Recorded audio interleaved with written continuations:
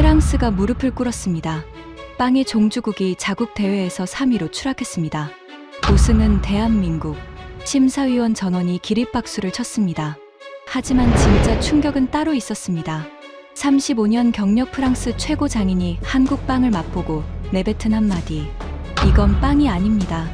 그리고 그가 파리 한복판에서 목격한 충격적인 광경. 500년 빵의 자존심이 무너진 그날의 전말을 지금 공개합니다.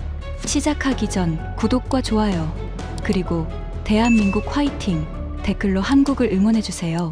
저는 피에르 듀발입니다. 올해 62살, 파리 5구에서 35년째 불랑주리를 운영하고 있습니다. 프랑스 국가 최우수 장인, 그러니까 MOF 칭호를 가지고 있죠. 이 대회의 심사위원을 3번이나 맡았습니다. 할아버지부터 시작해서 아버지, 그리고 저까지 3대째 빵을 굽는 집안입니다. 빵은 제 인생의 전부였습니다. 빵은 프랑스의 영혼이라고 믿어 의심치 않았습니다. 하지만 그날 파리 한복판에서, 빵의 종주국에서 제 눈앞에서 벌어진 일은 35년 제 빵 인생 전체를 뒤흔드는 사건이었습니다. 그날 무슨 일이 있었는지 처음부터 이야기해 드리겠습니다. 저희 집안은 빵으로 시작해서 빵으로 끝나는 집안입니다. 할아버지 앙리 듀발. 2차 대전이 끝난 직후 파리 5구 골목의 작은 가게 하나를 열었습니다. 전쟁통의 밀가루는 배급제였죠. 할아버지는 하루에 밀가루 3kg을 배급받아서 새벽 2시부터 반죽을 시작했습니다. 각 구운 바게트 향이 골목을 채우면 줄이 50m씩 늘어섰다고 합니다. 전쟁으로 지친 파리 시민들에게 따뜻한 빵 한 조각은 그 자체로 희망이었습니다. 할아버지는 그렇게 빵 하나로 마을을 살렸습니다. 아버지 장 듀발은 한 단계 더 올라갔습니다. 47세에 MOF 칭호를 받았죠. 프랑스 최고 장인이라는 뜻입니다. 3년마다 한 번 심사가 열리는데 합격률이 5%도 안 됩니다. 전 프랑스에서 매회 3명에서 5명 정도만 받는 영예입니다. 아버지가 MOF를 받던 날, 저는 13살이었습니다. 아버지의 목에 프랑스 국기색 3색 칼라가 걸리는 순간, 저는 결심했습니다. 나도 반드시 저 칼라를 목에 걸겠다고요. 그리고 실제로 해냈습니다. 29살에 MOF에 도전해서 31살에 합격했습니다. 듀발 가문의 2대 연속 MOF, 프랑스 제빵 역사에서도 흔치 않은 기록이었죠. 저는 매일 새벽 3시에 일어났습니다. 35년 동안 단 하루도 빠진 적이 없습니다. 오븐에 불을 넣고 밀가루를 체에 거르고 반죽을 치대는 그 순간이 제 하루의 시작이었습니다. 손에는 화상 자국이 겹겹이 쌓여 있고 손가락 관절은 반죽을 치대느라 울퉁불퉁합니다. 하지만 그 흉터 하나하나가 제 훈장이었습니다. 빵은 프랑스의 영혼입니다. 바게트 하나가 유네스코 무형문화유산에 등재되어 있죠. 전 세계 어디를 가도 빵 하면 프랑스입니다. 크루아상, 브리오슈, 깡파뉴, 피사라디에르. 프랑스가 만들어낸 빵의 세계는 수백 년의 역사를 가지고 있습니다. 그래서 솔직히 말하면 아시아 빵에 대해서는 관심조차 없었습니다. 아시아 빵이라고 하면 떠오르는 이미지가 뭔지 아십니까? 달달한 크림이 잔뜩 들어간 부드러운 빵, 편의점에서 비닐 포장재 파는 과자 같은 빵, 그게 전부였습니다. 바게트의 바삭한 크러스트도 모르고 르뱅의 깊은 발효, 향도 모르는 사람들이 만드는 건 빵이 아니라 과자라고 생각했습니다. 특히 한국이라는 나라, 솔직히 한국 빵에 대해 아는 게 거의 없었습니다. 삼성 반도체와 현대자동차로 유명한 나라, K-팝으로 전 세계 젊은이들을 열광시키는 나라. 하지만 빵의 역사는요? 고작 140년이었습니다. 프랑스가 수백 년간 장인 전통을 이어온 것과 비교하면 어제 오늘 빵을 배운 나라나 다름없었죠. 한국이 빵 대회에 나온다고, 제과 대회도 아니고 제빵 대회에, 이탈리아 출신 심사위원 마르코에게 이 이야기를 했더니 그가 어깨를 으쓱하며 대답했습니다. 아시아 팀들이 요즘 기세가 좋긴 해. 하지만 피에르, 빵의 진짜 깊이는 우리만 아는 거잖아. 저도 고개를 끄덕였습니다. 당연하다고 생각했습니다. 제빵은 기술만으로 되는 게 아닙니다. 수백 년 이어져 온 문화, 미래 품종에 대한 이해, 발효의 철학, 그런 게 바탕에 깔려 있어야 합니다. 아무리 기술이 좋아도 그 깊이만큼은 하루아침에 따라올 수 없다고 확신했습니다. 그래서 한국팀이 이번 대회에 출전한다는 소식을 들었을 때도 저는 코웃음을 쳤습니다. 동네 빵집 사장님들이 파리까지 원정 왔나 보군. 저는 진심으로 그렇게 생각했습니다. 하지만 그때의 저는 몰랐습니다. 그 코웃음이 얼마나 무지한 것이었는지를요. 대회 이틀 전, 지난 대회의 기억이 아직 생생했습니다. 바로 직전 대회에서 프랑스가 우승을 차지했거든요. 무려 16년 만에 자국 대회 우승이었습니다. 그날 시상식에서 라 마르세예즈가 울려 퍼지는 순간, 저는 심사위원석에서 눈물을 흘렸습니다. 프랑스 대표팀 3명이 트로피를 들어올리고 객석이 모두 일어서서 국가를 따라 불렀죠. 심사위원으로서 공정해야 하지만 그래도 프랑스인 아닙니까? 가슴이 벅찼습니다. 올해는 2연패다. 저는 확신에 차 있었습니다. 직전 대회 우승팀의 멤버 2명이 이번에도 출전합니다. 여기에 르 코르동블루 출신의 신예까지 합류했죠. 역대 최강 라인업이라는 평가가 프랑스 제빵 업계 전체에서 나오고 있었습니다. 대회 당일 아침, 파리 엑스포 포르트 드 베르사유에 도착했을 때 1월의 찬 공기가 코끝을 스쳤습니다. 하지만 경기장 안은 이미 열기로 가득했습니다. 10개국 대표팀이 각자의 작업대를 점검하고 있었죠. 오븐에서 예열하는 열기와 밀가루 냄새가 뒤섞여 특유의 향이 공간을 채우고 있었습니다. 심사위원석에 앉았습니다. 국제 심사위원 7명이 나란히 앉아 있었죠. 저 외에 이탈리아, 벨기에, 독일, 스페인, 일본, 그리고 미국에서 온 심사위원이 있었습니다. 모두 자국에서 내로라 하는 제빵 전문가들이었습니다. 10개국 대표팀이 차례로 입장했습니다. 미국 팀, 체격이 크고 자신감이 넘치는 표정. 일본 팀, 깔끔한 유니폼에 정돈된 도구들. 대만 팀, 조용하지만 눈빛이 날카로운 선수들. 중국 팀, 가장 많은 스태프를 대동하고 있었습니다. 그리고 한국 팀. 저는 한국 팀을 보는 순간 솔직히 실망스러웠습니다. 작업복이 수수했습니다. 화려한 스폰서 로고도 없었고 유니폼 디자인도 눈에 띄지 않았습니다. 선수 3명과 단장 1명, 총 4명. 다른 팀들이 코치진과 기술 스태프를 대동한 것과 비교하면 가장 소규모 팀 중 하나였습니다. 나이도 젊었습니다. 20대 후반에서 30대 초반으로 보이는 청년들. 표정만 유독 심각했습니다. 긴장한 건지, 집중한 건지. 어깨가 잔뜩 힘이 들어가 있었죠. 저 팀이 한국인가? 옆자리 이탈리아 심사위원 마르코가 물었습니다. 그런 것 같아. 동네 빵집 사장님들이 모인 것 같은데. 제가 대답하자 마르코가 웃었습니다. 그래도 아시아 팀들 요즘 무시 못해. 직전 대회에서 한국이 2위를 했잖아. 2위는 2위잖아. 우승은 프랑스가 했고. 저는 여유롭게 대답했습니다. 하지만 그때 제 시선을 잡아끄는 사람이 있었습니다. 한국팀 뒤쪽에 서 있는 남자. 선수는 아닌 것 같았습니다. 단장이나 코치쯤 되는 사람이었죠. 나이는 40대 초중반. 선수들보다 차분한 표정이었지만 눈빛에 묘한 강렬함이 있었습니다. 어디서 본 얼굴이었습니다. 정확히 기억나지는 않았습니다. 하지만 제빵대회를 수십 년간 다니면서 쌓인 기억 어딘가에 그 얼굴이 걸려 있었습니다. 10년 전쯤이었을까요? 이 대회에서 본 적이 있는 것 같았습니다. 저는 고개를 갸우뚱했습니다. 하지만 곧 신경을 껐습니다.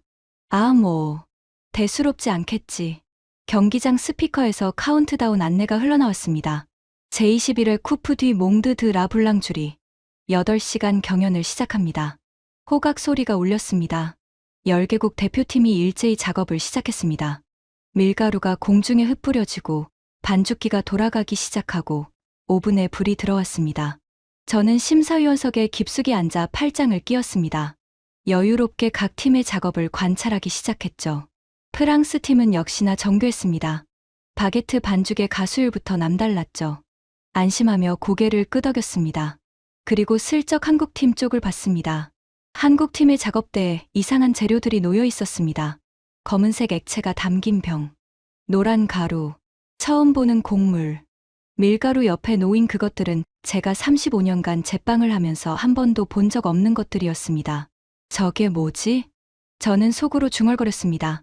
하지만 별로 궁금하지 않았습니다. 어차피 결과는 뻔하니까요. 프랑스가 우승하고 아시아 팀들이 2위와 3위를 다투겠죠. 늘 그래왔듯이. 그때까지만 해도 저는 몰랐습니다. 그 수수한 작업복을 입은 사람들이, 그 이상한 재료들이, 그리고 그 어디서 본 듯한 얼굴의 남자가 제 인생에서 가장 큰 충격을 안겨줄 거라는 걸요. 8시간 뒤에 벌어질 일을 상상조차 하지 못한 채 저는 팔짱을 낀 채 느긋하게 앉아 있었습니다. 경연이 시작되고 30분이 지났습니다. 저는 심사위원석에서 각 팀의 작업을 번갈아 관찰하고 있었습니다. 8시간 동안 빵, 비에누아즈리, 그리고 예술 조형물까지 세 부문을 동시에 완성해야 하는 경연입니다. 프랑스 팀은 역시 여유가 있었습니다. 3명이 호흡이 척척 맞았죠.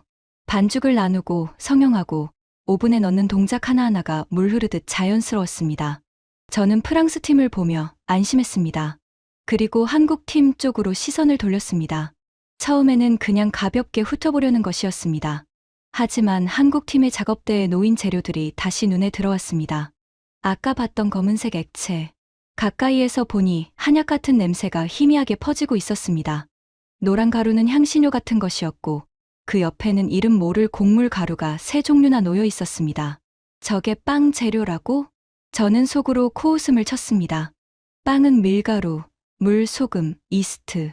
이 4가지가 기본입니다. 프랑스에서는 법으로 정해져 있을 정도죠. 전통 바게트에는 이 4가지 외에 아무것도 넣지 않습니다. 그게 빵의 순수함이고 빵의 정도입니다. 그런데 한국팀은 작업대 위에 약재상을 차려놓은 것 같았습니다. 피에르, 한국팀 재료 좀 봐. 옆자리에 벨기에 심사위원 필립이 고개를 기울이며 말했습니다. 나도 봤어. 빵을 만들 건지 약을 만들 건지 모르겠군. 저는 어깨를 으쓱했습니다. 아시아 팀들이 원래 좀 그렇잖아. 별의별 걸 다 넣어. 결국 맛으로 승부하면 기본에 충실한 쪽이 이기는 법이야. 필립이 고개를 끄덕였습니다. 하지만 그 직후 제 시선을 사로잡는 장면이 펼쳐졌습니다. 한국 팀의 가장 젊어 보이는 선수가 반죽을 시작했습니다. 밀가루와 물을 섞고 반죽기를 돌리는 대신 손으로 직접 치대기 시작했습니다. 저는 그 손놀림을 보는 순간 등줄기가 서늘해졌습니다. 오토리즈 기법이었습니다. 밀가루와 물만 먼저 섞어서 20분간 휴지시키는 프랑스 전통 기법. 글루텐이 자연스럽게 형성되도록 기다리는 방식이죠. 이건 프랑스 제빵학교에서도 고급 과정에서나 가르치는 기술입니다. 그것도 교과서대로가 아니라 반죽의 상태를 손끝으로 느끼면서 수분량을 실시간으로 조절하고 있었습니다. 저 사람, 오토리즈를 알고 있어. 저는 무심코 중얼거렸습니다. 뭐라고? 필립이 물었습니다. 아니, 아무것도 아니야. 저는 서둘러 시선을 돌렸습니다. 하지만 이미 뭔가가 걸리기 시작했습니다. 동네 빵집 주인이 어떻게 오토리즈 기법을 저렇게 자유자재로 구사할 수 있지? 게다가 가수율도 높았습니다. 수분 함량이 80%는 넘어 보이는 고가수 반죽. 이건 다루기가 엄청나게 어렵습니다. 반죽이 손에 들러붙고 성형이 거의 불가능해지죠. 프랑스에서도 이 수준의 가수율을 다루는 제빵사는 손에 꼽습니다. 그런데 한국 팀 선수의 손에서는 반죽이 춤을 추고 있었습니다. 들러붙지 않았습니다. 손가락 사이로 빠져나가지도 않았습니다. 마치 반죽과 손이 대화를 나누는 것 같았습니다. 반죽의 탄성을 느끼고 그에 맞춰 압력을 조절하고 접고 느리고 다시 접는 동작이 한치의 망설임도 없이 이어졌습니다. 저는 모르게 자세를 바로 했습니다. 팔짱을 풀고 몸을 앞으로 기울였습니다. 저건 좀 다른데. 하지만 곧 고개를 저었습니다. 기본기가 좋다고 해서 결과가 좋으란 법은 없으니까요. 반죽은 반죽일 뿐입니다. 최종 결과물, 그러니까 완성된 빵의 맛과 향과 식감으로 승부가 결정됩니다. 그리고 그 영역에서는 프랑스를 이길 나라가 없다고 저는 확신했습니다. 경연 3시간째. 각 팀의 바게트 1차분이 오븐에서 나오기 시작했습니다. 경기장에 각 구운 바게트 향이 퍼졌습니다. 밀의 고소한 내음과 크러스트가 익어가는 캐러멜 향이 뒤섞인 제빵사라면 누구나 가슴이 뛰는 향이었습니다. 프랑스 팀의 바게트가 먼저 오븐에서 나왔습니다. 황금빛 크러스트, 적절한 쿠프, 완벽했습니다. 저는 마음속으로 박수를 쳤죠. 그리고 한국 팀의 바게트도 나왔습니다. 저는 무심코 그 빵을 봤다가 눈이 멈췄습니다. 크러스트의 색감이 달랐습니다. 일반 바게트보다 약간 진한 호박색, 그리고 표면에서 올라오는 향이 저는 분명 밀가루 향을 기대했는데 그 밑에 뭔가 깔려 있었습니다. 달콤하면서도 쌉쌀한 꿀과 약초가 섞인 것 같은 묘한 향이었습니다. 뭐야, 저건. 저는 심사위원석에서 몸을 일으켰습니다. 필립도 코를 벌렁거리며 한국팀 쪽을 바라봤습니다. 피에르, 저 냄새 맡아? 바게트에서 나는 향 같지 않은데. 나도 맡아. 이상해. 저는 고개를 가로저었습니다. 하지만 가슴 한구석에서 뭔가가 꿈틀거리기 시작했습니다. 35년간 빵을 구우면서 한 번도 맡아보지 못한 향. 그것이 불쾌한 게 아니라 솔직히 말하면 궁금했습니다. 궁금하다는 사실 자체가 저를 불안하게 만들었습니다. 경연 5시간째 블라인드 심사가 시작됐습니다. 심사 방식은 이랬습니다. 각 팀의 빵이 번호만 적힌 채로 심사대에 올라옵니다. 어느 나라 팀이 만든 것인지 심사위원은 알 수 없죠. 오로지 맛, 식감, 향, 외관, 기술력만으로 평가합니다.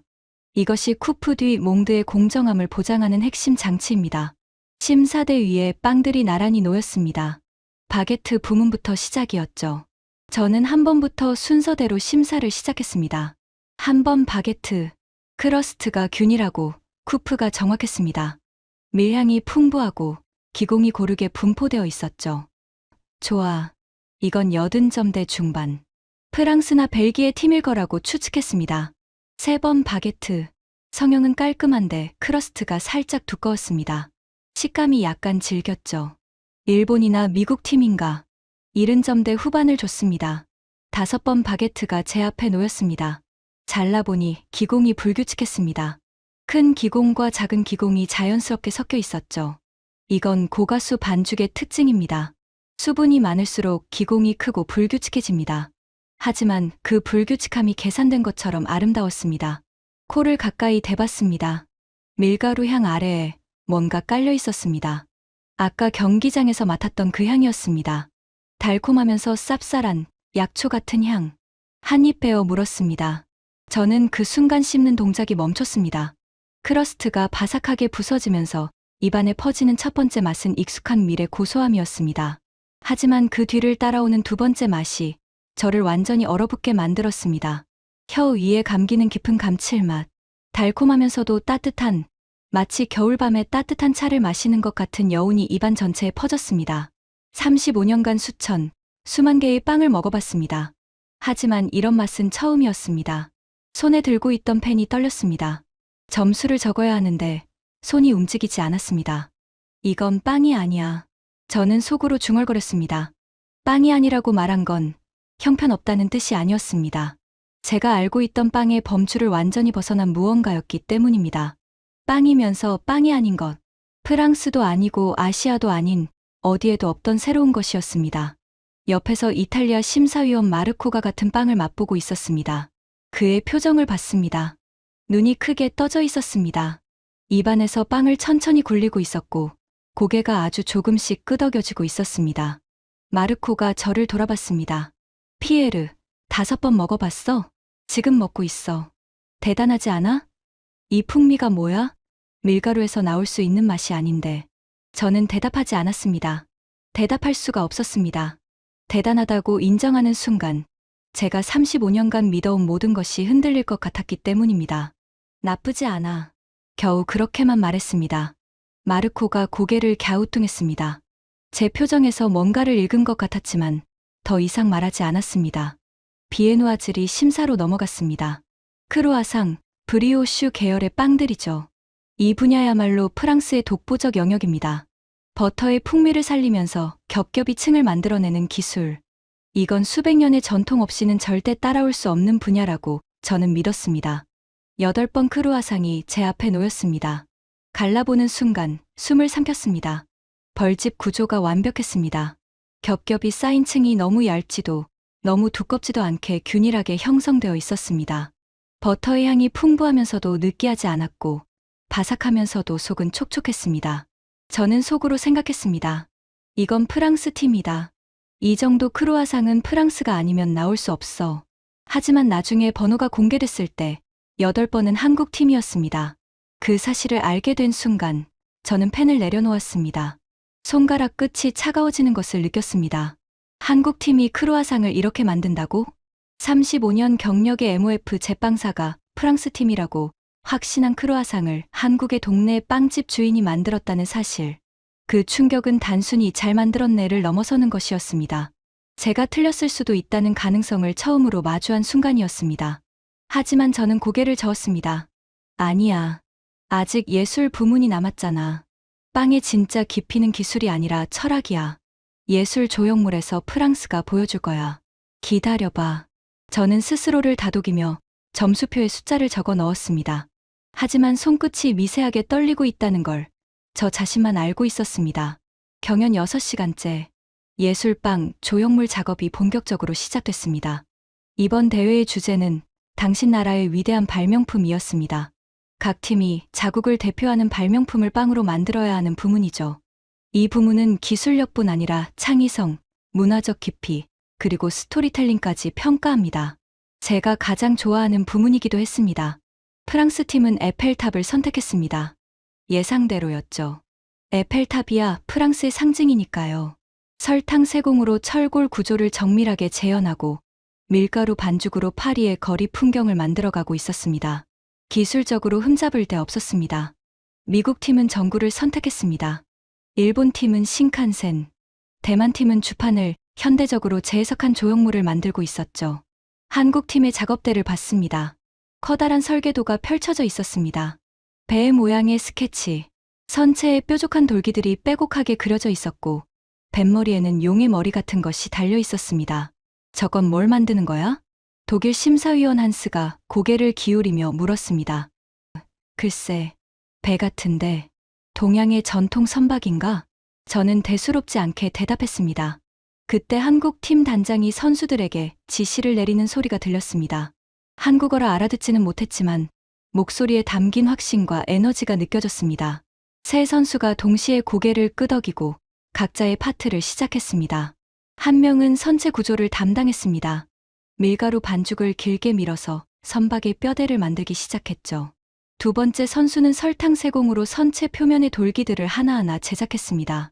세 번째 선수는 용머리를 조각하고 있었습니다. 세 사람의 호흡이 기계처럼 맞았습니다. 말 한마디 없이도 서로의 작업 속도를 맞추고 필요한 도구를 건네주고 완성된 부품을 정확한 위치에 끼워 넣었습니다.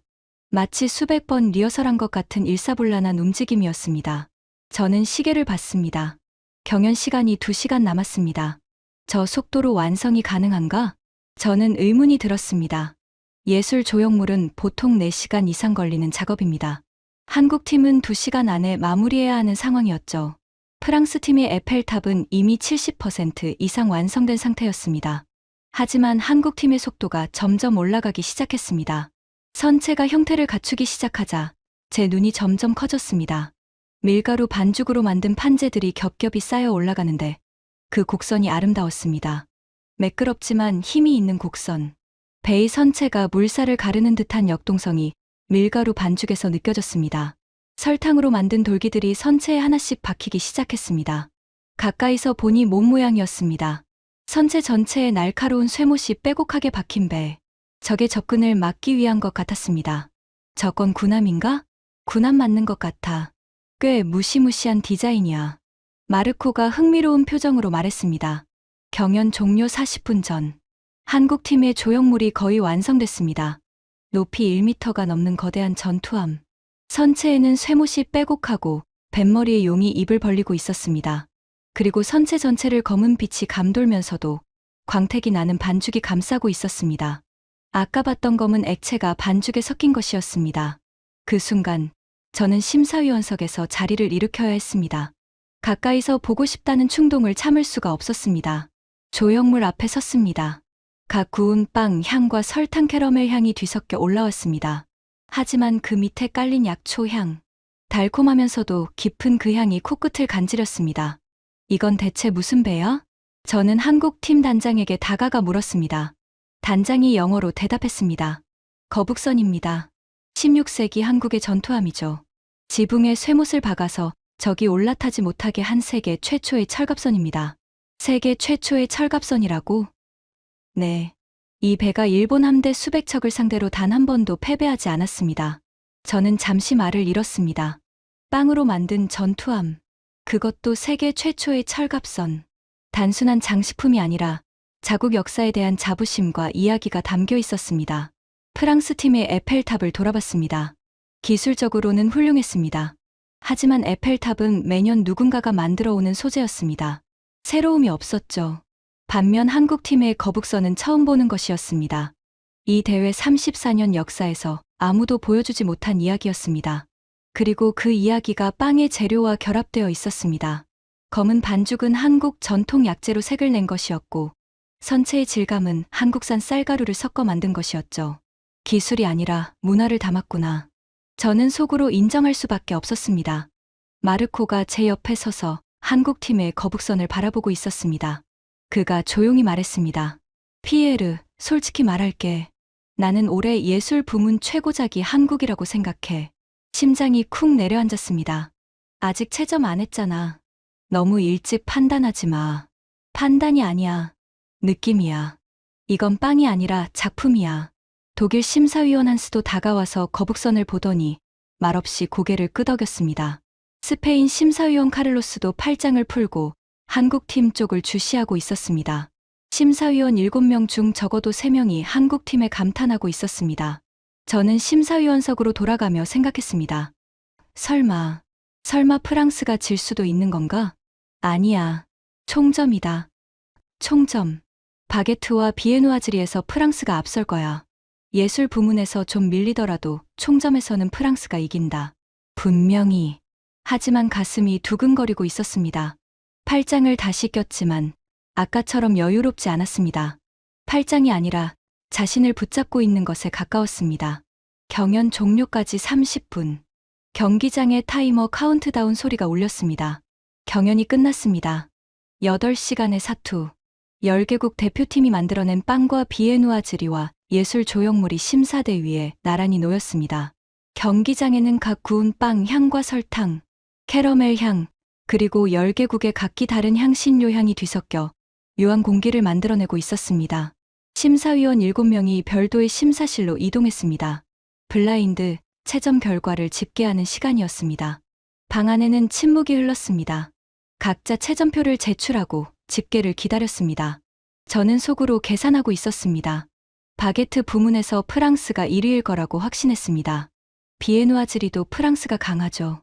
예술 부문에서 한국이 앞설 수 있지만 총점에서는 프랑스가 이길 겁니다. 집계가 완료됐습니다. 대회 조직위원장이 봉투를 들고 들어왔습니다. 3위를 발표하겠습니다. 심사실의 공기가 팽팽해졌습니다. 3위는 1초가 1분처럼 느껴졌습니다. 프랑스입니다. 저는 귀를 의심했습니다. 뭐라고? 방 안이 술렁였습니다. 벨기에 심사위원 필립이 프랑스가 3위라고 되물었습니다. 독일의 한스는 눈을 크게 뜨고 이탈리아의 마르코는 천천히 고개를 끄덕이고 있었습니다. 2위, 대만. 그리고 우승은 조직위원장이 잠시 뜸을 들였습니다. 대한민국입니다. 심사실이 조용해졌습니다. 저는 의자 등받이에 등을 기댔습니다. 천장이 빙글빙글 도는 것 같았습니다. 3위라고. 프랑스가 3위라고. 직전 대회에서 16년 만에 되찾은 트로피를 불과 2년 만에 빼앗긴 것도 모자라 3위로 밀려났다고. 1위가 아니라 3위. 은메달이 아니라 동메달. 시상식장으로 이동했습니다. 무대 위에 한국팀 3명과 단장이 올라갔습니다. 아까 그 수수한 작업복 차림 그대로. 밀가루와 땀이 범벅이 된 모습 그대로. 그들이 황금빛 트로피를 높이 들어올렸습니다. 객석에서 박수가 터져 나왔습니다. 프랑스 관중들의 박수였습니다. 빵의 종주국 관중들이 한국팀의 우승에 박수를 보내고 있었습니다. 대한민국 국가가 울려 퍼졌습니다. 한국 선수들의 눈가가 젖어 있었습니다. 단장은 눈물을 참지 못하고 고개를 숙였습니다. 프랑스 팀은 무대 한쪽에 서 있었습니다. 3위 트로피를 들고 있었지만 표정이 굳어 있었습니다. 직전 대회 우승 멤버 2명의 얼굴에는 믿을 수 없다는 표정이 짙게 깔려 있었습니다. 프랑스 제빵업계 원로들이 앉아있는 VIP석을 봤습니다. 침묵이었습니다. 박수도 치지 않고 말도 하지 않고 그냥 무대를 바라보고 있었습니다. 저는 심사위원석에서 박수를 치고 있었습니다. 심사위원은 공정해야 하니까요. 하지만 손바닥이 뜨거운 건 박수 때문이 아니었습니다. 분노와 수치심이 뒤섞여서 얼굴 전체가 달아올라 있었습니다. 어떻게 이런 일이 일어난 거지? 시상식이 끝나고 리셉션이 시작됐습니다. 각국 대표팀과 심사위원, 관계자들이 모여 와인을 마시며 이야기를 나누는 자리였습니다. 저는 구석에 서서 와인잔을 들고 한국팀 쪽을 바라봤습니다. 한국팀 선수들이 환하게 웃으며 트로피와 사진을 찍고 있었습니다. 6개월간의 합숙 훈련이 보상받은 순간이겠죠. 얼굴에서 안도감과 기쁨과 자부심이 동시에 읽혔습니다. 마르코가 제 옆으로 왔습니다. 피에르, 인정해야 할 건 인정해야지. 인정이라니. 뭘 인정해? 한국팀이 최고였어. 블라인드 심사에서도 그랬고, 예술 부문에서도 그랬어. 우리가 점수를 줬잖아. 나는 프랑스에도 높은 점수를 줬어. 나도 그래. 하지만 한국이 더 높았어. 솔직히 피에르, 5번 바게트 맛봤을 때 내 표정 봤어. 너도 알고 있잖아. 저는 와인잔을 입에 대고 아무 말도 하지 않았습니다. 마르코가 어깨를 두드리고 자리를 떠났습니다. 저는 와인잔을 내려놓고 한국팀 단장을 다시 봤습니다. 아까부터 계속 신경 쓰이던 그 얼굴. 어디서 봤는지 기억이 나지 않아 답답했습니다. 그때 옆에 있던 대회 조직위원회 직원에게 물었습니다. 저 한국 팀 단장이 누구야? 직원이 서류를 뒤적이더니 대답했습니다. 박준혁 씨요. 한국 제빵기능장 출신이고 이번이 3번째 대회 참가입니다. 10년 전에는 선수로 출전해서 우승했고 이번에는 코치로 왔습니다. 저는 와인잔을 떨어뜨릴 뻔했습니다. 10년 전에 선수로 우승한 사람이 이번에 코치로 또 우승했다고? 네. 대회 역사상 처음이라고 합니다. 선수와 코치 자격으로 모두 우승한 건 박준혁 씨가 유일합니다. 그제야 기억이 났습니다. 10년 전, 같은 장소, 같은 대회, 한국이 이 대회에서 처음으로 우승했던 날, 그때 무대 위에서 트로피를 들어올린 젊은 선수의 얼굴, 바로 그 사람이었습니다. 심장이 빠르게 뛰기 시작했습니다. 저는 그날 밤 호텔에 돌아와서 잠을 이루지 못했습니다. 침대에 누워 천장을 바라봤습니다. 머릿속에서 그날의 장면들이 끊임없이 재생됐습니다. 한국팀의 반죽 기술, 블라인드 심사에서 맛본 5번 바게트, 거북선 조형물, 그리고 박준혁이라는 이름. 저는 침대에서 일어나 노트북을 켰습니다. 한국 제빵에 대해 검색하기 시작했습니다. 새벽 2시였습니다. 원래라면 불랑주리의 오븐에 불을 넣을 시간이었지만 그날은 파리 호텔 방에서 화면을 들여다보고 있었습니다. 검색 결과가 뜨기 시작했습니다. 처음 본 것은 한국 제빵 역사였습니다. 한국의 빵이 처음 전해진 건 고작 140여 년 전. 선교사가 전해준 서양 빵이 시작이었습니다. 그 뒤로 일제강점기에는 일본인 제빵사들이 운영하는 빵집이 대부분이었고, 전쟁이 끝난 뒤에는 미군 구호물자로 들어온 밀가루로 옥수수빵 같은 것을 만들어 먹었다고 했습니다. 저는 화면을 읽으면서 가슴이 먹먹해졌습니다. 전쟁 후 밀가루 배급으로 빵을 시작한 나라. 할아버지의 이야기와 똑같았습니다. 2차 대전이 끝난 파리에서 밀가루 3kg을 배급받아 바게트를 구웠던 할아버지. 한국도 전쟁이 끝난 뒤 미군이 주고 간 밀가루로 빵의 역사를 시작했습니다. 출발점이 같았습니다. 둘 다 폐허에서 시작했습니다. 하지만 그 이유가 달랐습니다. 프랑스는 수백 년의 전통 위에 전후부흥을 쌓아 올렸습니다. 장인 제도가 있었고 MOF 같은 국가 인증 시스템이 있었고 불랑주리 문화가 일상 깊이 뿌리내리고 있었습니다. 한국은 달랐습니다. 빵의 전통이 없었습니다. 일본에서 배운 기술, 미국에서 들어온 밀가루, 프랜차이즈 빵집의 대량 생산, 제빵 강국이라고 불릴 만한 조건이 아무것도 없었습니다. 그런데 그 나라가 지금 빵 월드컵에서 우승을 하고 있었습니다. 저는 더 깊이 검색했습니다. 그리고 놀라운 사실을 발견했습니다. 최근 6회 대회 결과를 확인해봤습니다. 일본 우승, 중국 우승, 대만 우승, 한국 우승, 프랑스 우승, 그리고 이번에 다시 한국 우승. 6회 중 5회를 아시아 국가가 우승한 것이었습니다. 프랑스가 우승한 것은 직전 대회 단 한 번뿐이었습니다. 그것도 16년 만에 우승이었죠. 6회 중 5회가 아시아라고? 저는 화면 앞에서 중얼거렸습니다. 이건 우연이 아니었습니다. 한국 한 나라만의 이야기가 아니었습니다. 아시아 전체가 제빵의 새로운 중심으로 떠오르고 있었습니다. 대회 조직위원회도 공식적으로 인정한 바 있었습니다. 아시아 국가들이 제빵 분야에서 차지하는 비중이 갈수록 커지고 있다고요. 한국만 해도 2회 우승으로 일본, 미국과 함께 공동 최다 우승국의 이름을 올렸습니다. 하지만 가장 충격적인 것은 박준혁의 이야기였습니다.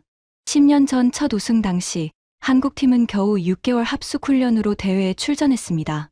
다른 나라들이 2년, 3년씩 준비하는 대회에 6개월 만에 뛰어든 것입니다. 그것도 국가 지원이 아니라 동네 빵집 사장님들이 자비를 들여가며 훈련한 것이었습니다. 6개월 훈련으로 2년 넘게 준비한 팀들을 이겼다고?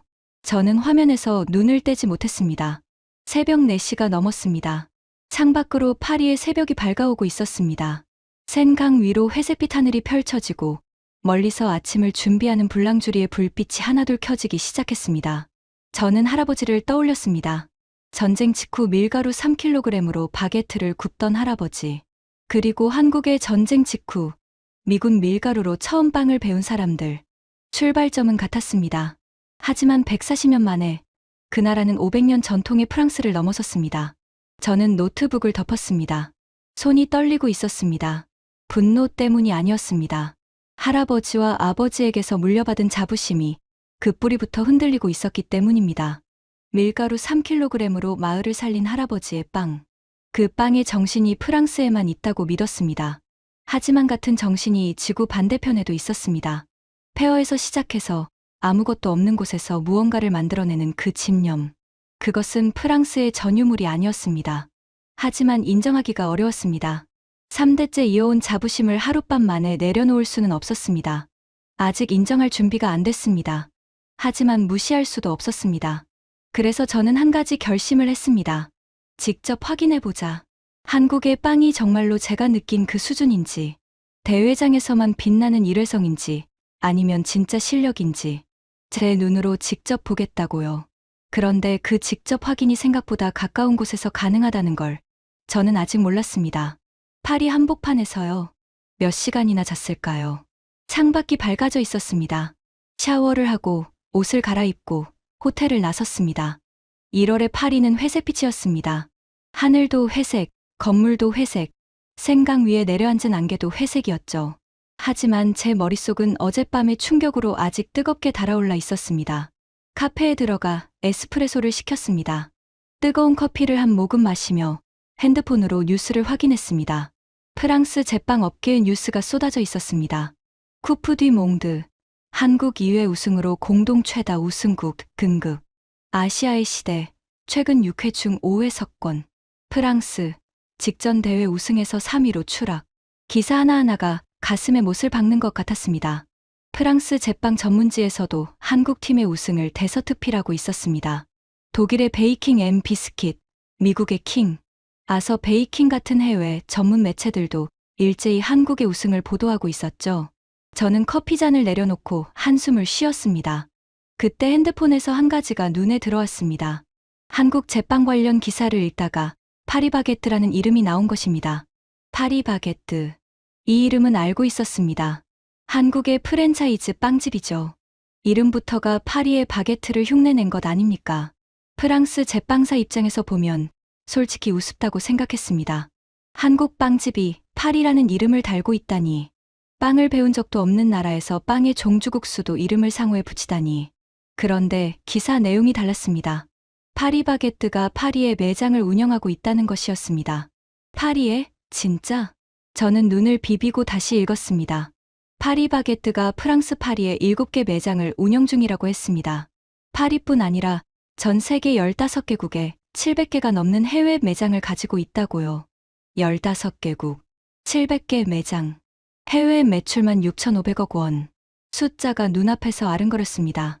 저는 커피를 남긴 채 카페를 나왔습니다. 핸드폰 지도를 켰습니다. 파리바게뜨 파리를 검색했습니다. 가장 가까운 매장이 샹젤리제 거리 근처에 있었습니다. 저는 택시를 잡았습니다.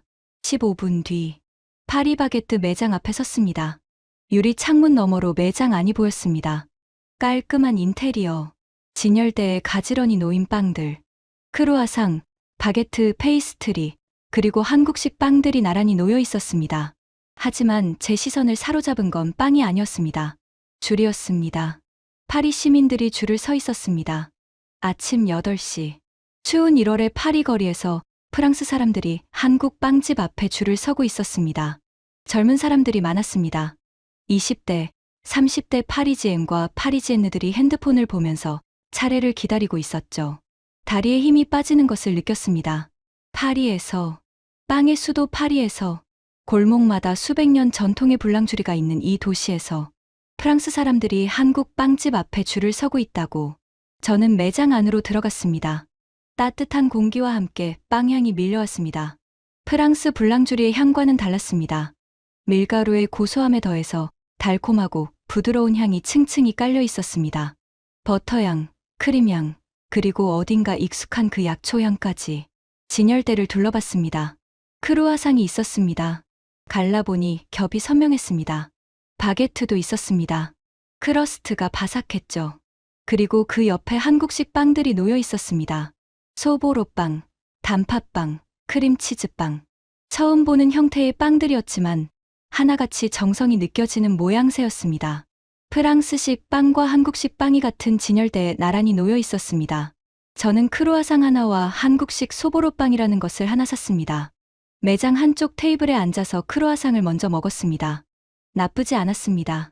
제 불랑주리의 크루아상과 비교하면 조금 모자라는 부분이 있었지만 프랑스의 평균적인 불랑주리와 비교하면 충분히 경쟁력이 있는 수준이었습니다. 소보로빵을 먹어봤습니다. 바삭한 쿠키 반죽이 위에 올라가 있고 안은 부드러운 빵 생지였습니다. 한 입 빼어 무는 순간 위의 바삭함과 아래의 폭신함이 동시에 입안에서 만났습니다. 그리고 은은한 버터향이 코끝으로 올라왔습니다. 솔직히 말하겠습니다. 맛있었습니다. 프랑스 전통빵과는 완전히 다른 방향이었습니다. 하지만 그 자체로 완성도가 있었습니다. 달콤하지만 느끼하지 않고, 부드럽지만 물렁거리지 않고, 바삭하지만 딱딱하지 않은 균형이 잡혀 있었습니다. 저는 빵 부스러기를 손으로 쓸어내며 매장 안을 둘러봤습니다. 프랑스 젊은이들이 한국식 빵을 사가고 있었습니다. 어떤 커플은 크림치즈빵을 나눠 먹으며 웃고 있었고, 어떤 학생은 소보로빵 2개를 사서 가방에 넣고 나갔습니다. 그 모습을 보는 순간 무언가가 무너지는 소리가 들렸습니다. 제 안에서 35년간 쌓아온 확신이, 3대째 이어온 자부심의 벽이 조용히 하지만 완전히 무너져 내리는 소리였습니다. 한국이 빵을 모른다고 했습니다. 아시아 빵은 과자라고 했습니다. 파리바게뜨라는 이름이 우습다고 했습니다. 하지만 현실은 달랐습니다. 한국은 빵 월드컵을 2회 재패하고 빵의 수도 파리에 매장을 내고 프랑스 시민들의 아침을 책임지고 있었습니다. 빵을 배운 나라가 빵을 만든 나라의 심장부까지 들어온 것입니다. 저는 테이블 위에 두 손을 짚고 고개를 숙였습니다.